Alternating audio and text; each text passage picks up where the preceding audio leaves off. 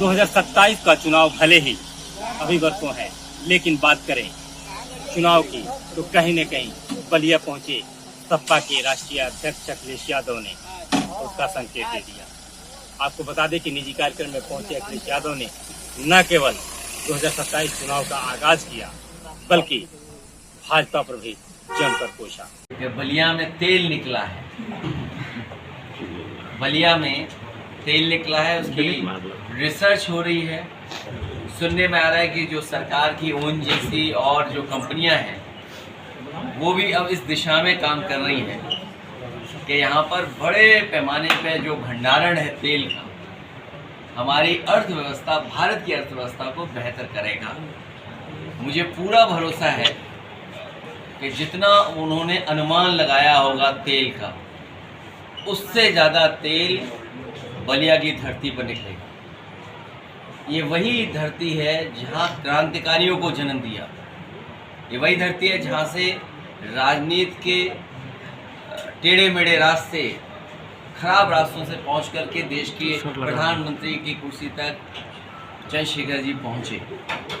ये वही धरती है जो हम और आप लोग समय समय पर जब कभी बागी बलिया कहते हैं तो याद करते हैं यहाँ के क्रांतिकारियों को, जिन्होंने आज़ादी दिलाई देश की और कोई परवाह नहीं की अपने जान और प्राण की। उन सभी क्रांतिकारियों को भी याद करता हूँ मैं। नाम बहुत हैं, लेकिन एक नाम ये भी है कि हमारे जनेश्वर मिश्र जी भी इसी धरती पर। उत्तर प्रदेश को अच्छा कैसे बनाना है, आप खुद स्वीकार करते हुए एक्सप्रेस वे का सपना किसने देखा था? और वो देखिए क्यों? क्योंकि नेताजी आजमगढ़ में, देखिए नेताजी आजमगढ़ में और ये बैठे हैं, ये बैठे हैं, ये बैठे हैं, ये हैं। कोई नेता ने हमसे मांगा नहीं था सड़क, किसी पूर्वांचल के पत्रकार ने नहीं मांगी थी एक्सप्रेस वे, क्योंकि आजमगढ़ की जनता और आप लोग खासकर समाजवादी विचारधारा के साथ रहे हैं और आपने इतना संघर्ष किया इसको विकास से जोड़ने के लिए।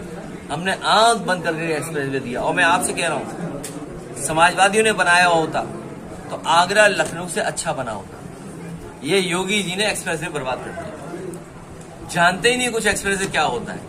जो इंडियन रोड कांग्रेस के मानक हैं कि डिवाइडर क्या होना चाहिए, इसके साथ वे साइड एमिनिटीज हैं। अब हम आते हैं शौचालय जाओ, जैसे हमारे योगी जी का दिल है उतने छोटे छोटे शौचालय बनाए उन्होंने। आप देखिए आगरा लखनऊ एक्सप्रेस शौचालय, 2 बस इकट्ठी आए, शौचालय में जाए, अटेंड कर चले आए। कल मैं एक चैनल देख रहा था, आधा घंटा बर्बाद कर दिया शौचालय में बनाइए। आप सब जानते हो क्या शौचालय बनाए इन्होंने। अगर शौचालय की जांच हो जाए तो जाने कितने हमारे प्रधान लोग फंस जाएंगे मामला। आखिरी एक सवाल, बिहार में सब चुनाव होने जा रहा है, कहीं ऐसा तो नहीं कि पहलगाम के मामले में केंद्र सरकार कार्रवाई नहीं? देखिए ऐसा है कि बिहार चुनाव में लाभ लिया जा सके। मैं ये जो एक लाइन नहीं वो आती है, कई बार हम लोग आजकल देखते हैं, वो सही आप कर देना। हम शायद ऐसे शायर ना हो या वो लाइन ना याद आ रही क्योंकि अचानक पूछा है कि वो सवाल पूछते ना कि चुनाव है क्या, सीमा पर, हाँ, सीमा पर तनाव है, सुना है सीमा पर तनाव है, कहीं क्या चुनाव है। तो ये किस शायर ने कब लिखा सोचो। और मैं बलिया में बैठ करके बिहार की जनता से अपील करूंगा, इन भारतीय जनता पार्टी के लोगों से सफाया, इनका पानी का जहाज जो चला था बनारस से, बक्सर में फंस गया था याद है। लेकिन आप कहो तो ना बलिया, लेकिन तेजस्वी को मुख्यमंत्री मानने के लिए कांग्रेस तैयार नहीं। अरे हम लोग तो बनवाएंगे ना उसको, हम लोग मदद करेंगे सब समाजवादी लोग। सर, आप बलिया के विकास के लिए एक स्पोर्ट कॉलेज दिए थे, लेकिन इस सरकार में अभी तक स्पोर्ट कॉलेज फंसा हुआ है। मैं अपने नौजवान साथी से कहूंगा, शिक्षा, स्वास्थ्य और रोजगार, नौकरी और बलिया का इंफ्रास्ट्रक्चर, चाहे वो अस्पताल का हो, चाहे कॉलेज का हो, चाहे डिग्री कॉलेज का हो, चाहे और संस्थान हो, इनको बेहतर बनाने का काम करेंगे। और जो काम समाजवादियों ने किया आज भी दिखाई दे रहा है, चाहे वो डायल हंड्रेड वाली गाड़ियां हो, चाहे एम्बुलेंस हो, चाहे हमारा लैपटॉप दिया हुआ किसी गांव में हो, वो आज भी चल रहा होगा। बीजेपी के लोग दूसरों के जाने के बाद, घर में आने के बाद गंगा जल से स्नान कराते हैं। ये मुद्दा भटकाने की कोशिश है। और कौन सा मुद्दा? पहलगांव। सवाल ये नहीं है कौन किसके घर जा रहा नहीं जा रहा, पूरा देश दुनिया देख रही है कि आखिरकार वो आतंकवादी हमारे घर कैसे आ गए। और जो हमारे टूरिस्ट शहीद हुए हैं उनके परिवार की मदद क्यों नहीं सरकार कर रही? फिर मैं दोहराता हूं बलिया से कि उनके परिवार की मदद 10 करोड़ से की जाए, सरकारी नौकरी दी जाए, शहीद का सम्मान मिले।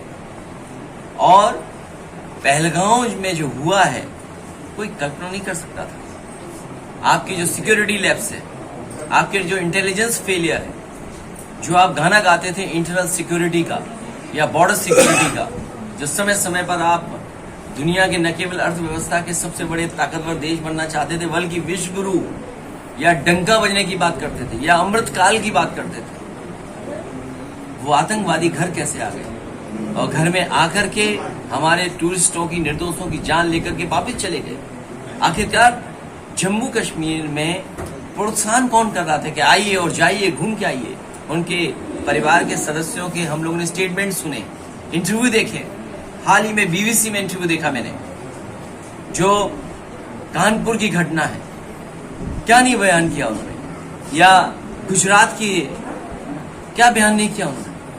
ये भारतीय जनता पार्टी के लिए पहलगांव में जो घटना हुई उससे ध्यान हटाने के लिए सड़कों पर कम से कम बाबा साहब भीमराव अम्बेडकर की ये ताकत तो है कि भारतीय जनता पार्टी को सड़क पर लेकर आ गई। बलिया की अगर बात करें तो बलिया की उन्होंने चर्चा करते हुए कहा कि बलिया में तेल निकाला गया है जो राष्ट्र के लिए बहुत बड़ा फायदा होगा, लेकिन कहीं न कहीं भाजपा का तेल, कटाक्ष करते हुए उन्होंने कहा कि भाजपा का तेल बलिया वासियों ने भी निकाल दिया है। 2027 का चुनाव कैसे होगा या फिर पीडीए के तहत कहां तक? नरेंद्र मिश्र, भारत एक्सप्रेस।